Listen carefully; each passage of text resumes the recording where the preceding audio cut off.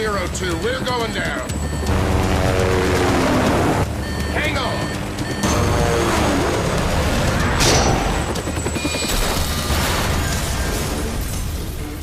For me, Blacklist is the final step in the evolution that started with Conviction. So I think Conviction was kind of a crazy project for us. We changed the direction and all that. But I feel like if we would have started day one with a lot of time, Blacklist could have been the game that we would have made, you know, like from day one of Conviction, if you want.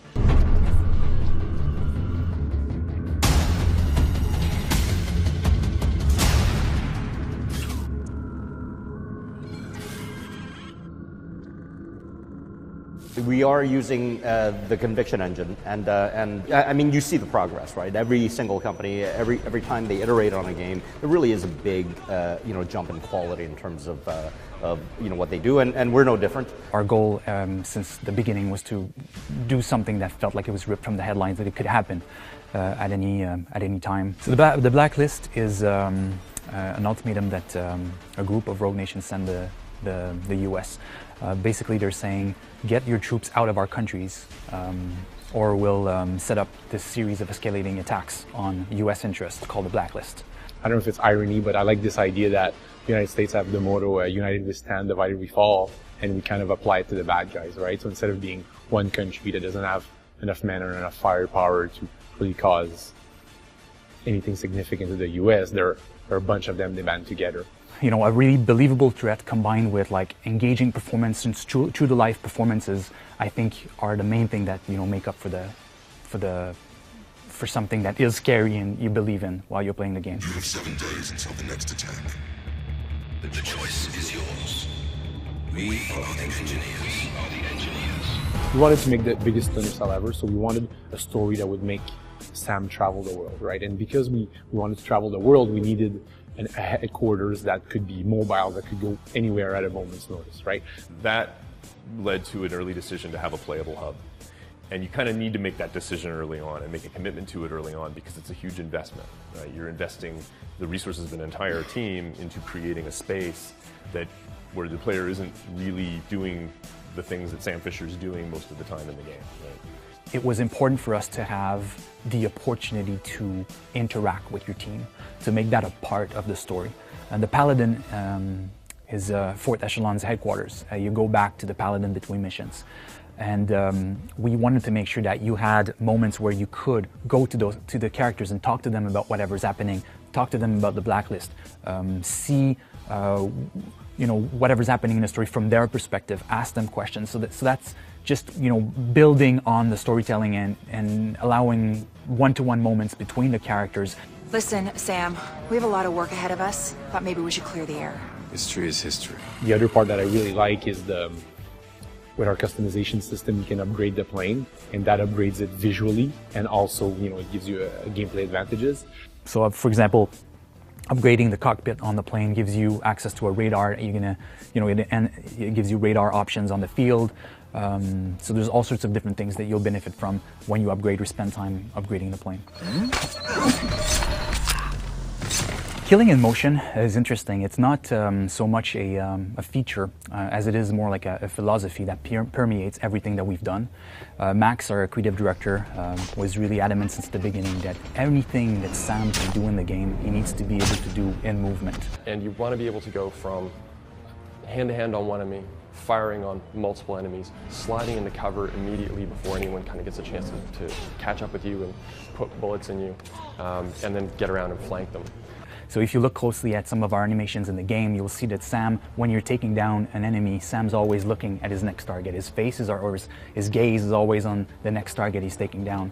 Mark and Execute, in a way, is a little bit like that too. It's planning your next move. It's being one step ahead of your enemy. And all of this is going to, you know, fluidly chain together.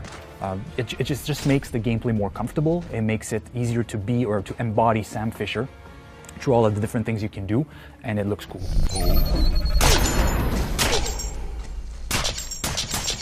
So we have three main pillars for the gameplay. So the first one is Ghost, the guy that goes around non-lethally and tries not to be seen. The Panther, when you're taking down targets lethally but silently.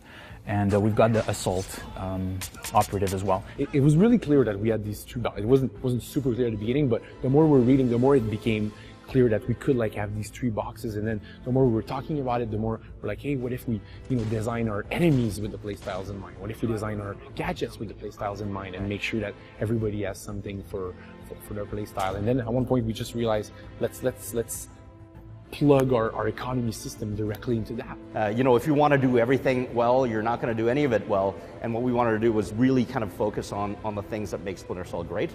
And for me, that was, making you feel everything that Sam's feeling. So you're there with them. That meant the camera is in the world with Sam. Forces are affecting it. Temperature is affecting it, weather is affecting it, and it's something that really kind of came together, especially when it came to the light and shadow. For us, it really became a gameplay mechanic. I wanted the lights to feel dangerous. This is something that, as a player, you need to avoid. This is dangerous. Shadows are safe. And I wanted that to become a visual language, a gameplay language for everybody. So the philosophy had to be, kind of layered. We needed to approach each space first as an arena for moving through in an undetected way, and then start to see what kinds of interesting action and combat opportunities would arise out of that. We have a lot more enemy variety. So we've got new types of enemies that are going to challenge Sam in different ways. We've got dogs and heavies and sort of different enemy archetypes that'll force you to rethink your strategy. So the dogs, for example, can smell you out. The heavies have heavily armor and helmets, so you have to take them down from behind or take their helmets off. For me, I'm very much of the, when we're making it, it's our game, but once we're done, it's your game, the player. You play the way you want, and I'm not going to judge you. Like, I'm not going to come to your house and say, you're Assault, you're bad, you should play Ghost.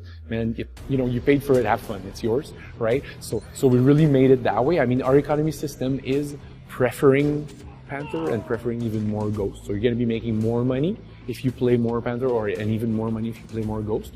But it's just because it's harder. It's harder to not be detected, right?